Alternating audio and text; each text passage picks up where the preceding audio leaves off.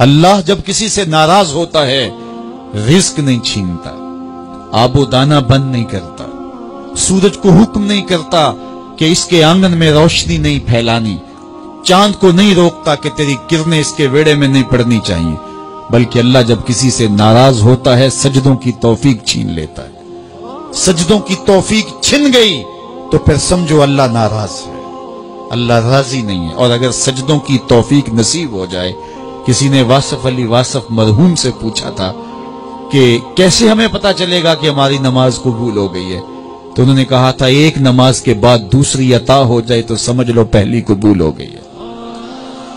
تو نمازوں کا نصیب ہونا یہ اللہ کی رضا اور اللہ کی خوشنودی کی دلیل ہے، اور سجدوں کی توفیق کا چھن جانا یہ اللہ کی ناراضگی کی دلیل ہے۔ میں اور آپ دیکھیں کہ ہم کہاں کھڑے۔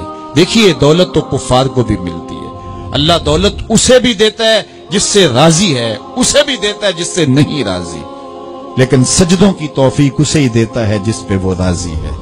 تو 5 گانا نماز شعار زندگی بنا لیجئے، نماز قضا نہ ہونے پائے۔ قیامت کے دن بے نمازی اس صف میں کھڑا ہوگا جس صف میں نمرود کھڑا ہوگا، جس صف میں حامان کھڑا ہوگا، قارون کھڑا ہوگا، شداد کھڑا ہوگا۔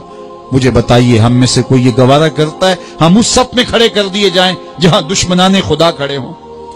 آج کوئی نماز پڑھے یا نہ پڑھے، حشر کے دن حکم ہوگا کہ اللہ کے حضور سجدہ کرو۔ ہر کوئی سجدہ کرنا چاہے گا، جو نہیں پڑھتا وہ بھی کرنا چاہے گا، لیکن بے نمازی کی کمر اکڑ جائے گی، وہ آرزو رکھنے کے باوجود سجدہ نہیں کر پائے گا۔ قرآن بتاتا ہے کچھ لوگ جہنم کو دھکیلے جا رہے ہوں گے، انہیں کچھ لوگ پوچھیں گے ما سلککم فی سقر، تم جہنم کو کیوں جا رہے ہو، کیا ہوا تمہیں؟ تو وہ جواب میں کیا کہیں گے؟ لم نکو من المصلین، ہم نماز نہیں پڑھا کرتے تھے۔ سب سے پہلا حساب قیامت کے دن جو بندے سے لیا جائے گا وہ نماز کا لیا جائے گا۔ پہلا سوال بندے سے یہ ہوگا۔ یا چڑیاں بھی رب کی تسبیح بولیں اور اشرف المخلوقات سویا رہے؟ جب صبح کا وقت ہوتا ہے حشرات الارض بھی بلوں سے نکل کے رب کی تقدیس کے ترانے پڑھ رہے ہوتے ہیں، درختوں کی شاخوں پہ چڑیاں پرندے وہ بھی اللہ کی تقدیس کے ترانے پڑھ رہے ہوتے ہیں، حشرات الارض بھی اس کی تقدیس کے گیت گا رہے ہوتے ہیں، اور اشرف المخلوقات خراٹے لے رہا ہو۔ اس سے بڑی بد نصیبی کیا ہو سکتی ہے؟